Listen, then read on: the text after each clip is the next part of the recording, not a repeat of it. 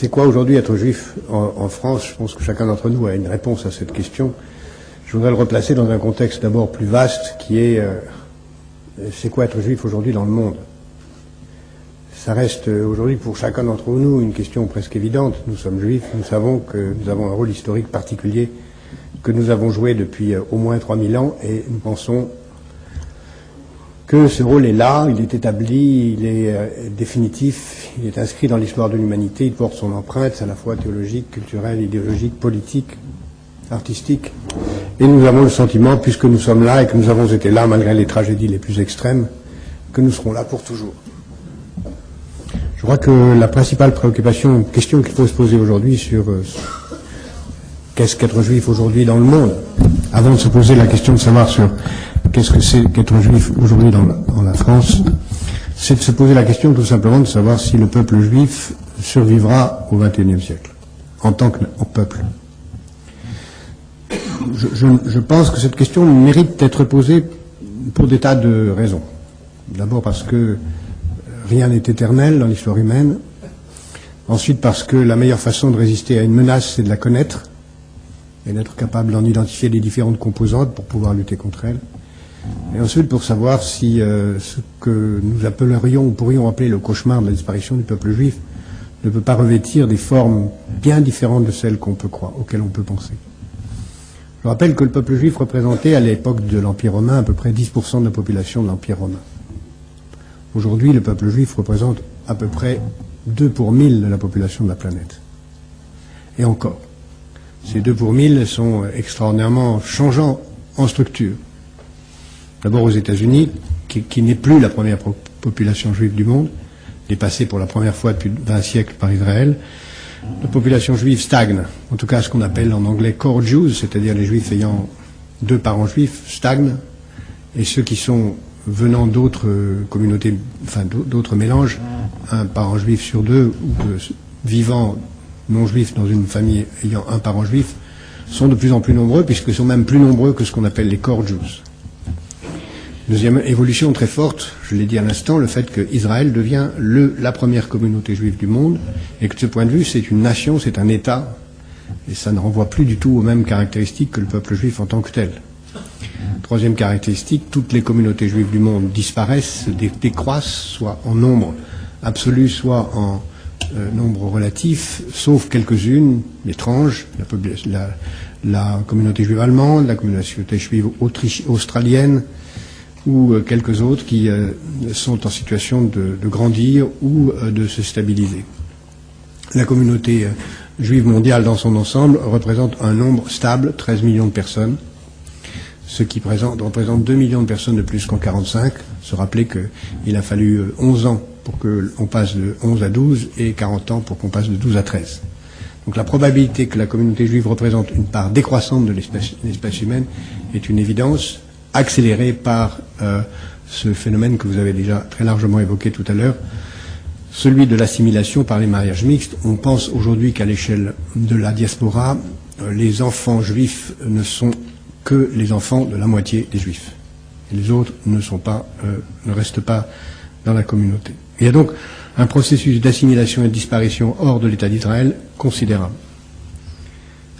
Deuxièmement, en Israël proprement dit, se pose la question évidemment de la population juive par rapport aux populations environnantes, qui sont elles-mêmes de plus en plus nombreuses dans la région et qui, à échelle de 50 ans, seront non seulement plus nombreuses dans l'ensemble palestinien que dans l'ensemble israélien, et à l'échelle de 60 ou 70 ans, plus nombreuses sur le territoire israélien en population non juive qu'en population juive.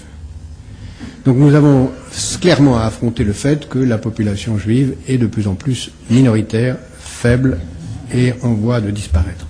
Question considérable qui se pose sur cette identité. Qu'est-ce qu'une identité d'un peuple dont la trace numérique dans l'histoire disparaît et dont la présence sur un sol, sur un territoire, se réduit de plus en plus à une population dont la conception est celle d'une nation qui a à défendre son intérêt en tant que nation et qui le défend sans véritablement se poser la question du destin d'un peuple à vocation universelle, mais seulement comme nation. Cette identité, où est-elle aujourd'hui? Est-elle religieuse? Est-elle culturelle? Est-elle historique? Est-elle celle d'une nation dont la tradition l'emporte sur la modernité? Est-elle une nation qui est capable aujourd'hui de représenter, comme elle l'a fait si longtemps, une avant-garde? Car en effet, si on regarde ce qu'a été l'histoire juive et ce qui fait que ce peuple minuscule a toujours été en avance ou présent dans l'histoire, c'est parce qu'il a toujours été en situation, d'une façon ou d'une autre, d'être celui qui influe, celui qui est dans l'avant-garde, celui qui voit et devine les problèmes avant les autres, celui qui par l'un ou l'autre de ses membres dans les domaines artistiques, intellectuels, philosophiques, politiques, financiers, et devant, parce qu'il est en situation de vigile, parce que, comme on l'a vu tout à l'heure, il est à la fois heureux et inquiet. Et qu'étant à la fois heureux et inquiet, il est en situation de veille, il est aux aguets. Aujourd'hui, lorsqu'on regarde à l'échelle mondiale, on se rend compte que le peuple juif, semble-t-il, est beaucoup moins aux aguets qu'il ne l'était. La présence juive dans les grandes instances internationales, la présence juive dans les grandes forces du mouvement, qu'il s'agit des mouvements artistiques, qu'il s'agit des mouvements intellectuels, des mouvements technologiques, semble aujourd'hui à la fois extraordinairement forte. On sait la part du prix Nobel juif, on sait la part des juifs dans l'ensemble du système industriel ou financier américain, mais elle est en extraordinaire décroissance, et une décroissance naturellement qui ne peut que s'accélérer avec la montée et l'arrivée sur la scène intellectuelle mondiale de peuples aussi sophistiqués que les peuples chinois et indiens. Pourquoi le peuple juif a-t-il été capable jusqu'à aujourd'hui de survivre, malgré tout ce qu'il a tout fait pour le détruire? C'est parce que, et ça a été le sujet de la conversation de tout à l'heure, l'obsession du peuple juif, ça a été et ça reste de transmettre.